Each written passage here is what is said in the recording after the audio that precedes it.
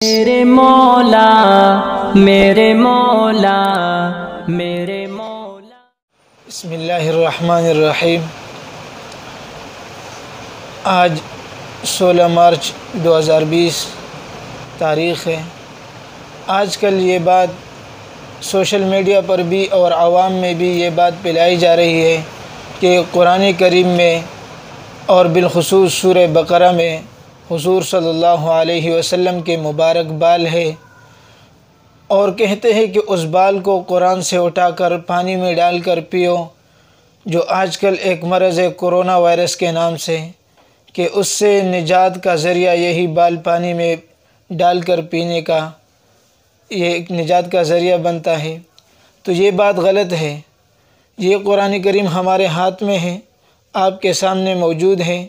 یہ افواہ جھوٹے لوگوں نے پھیلایا ہے، اور آج 2-3 ساتھیوں نے مجھے بتایا کہ ہم نے قرآن میں تلاش کیا لیکن نہیں ملا۔ تو میں نے جواب دیا کہ اللہ کے بندو، یہ جھوٹ ہے، یہ غلط افواہ کسی نے پھیلایا ہے، یہ قرآن کے ساتھ مذاق ہے، حضور صلی اللہ علیہ وسلم کے مبارک بالوں کے ساتھ مذاق ہے۔ 2 باتیں ہم نے سوشل میڈیا پر سنی 2 بندوں سے۔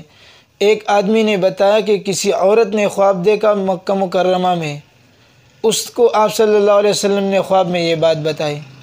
دوسرا ایک آدمی نے کہا کہ میں نے خود یہ خواب دیکھا کہ حضور صلی اللہ علیہ وسلم نے مجھے بتایا کہ قرآن کریم میں میرے بال مبارک پڑے ہیں، ان کو پانی میں ڈال کر پیو، اس سے آپ کو کرونا وائرس سے نجات ملے گا۔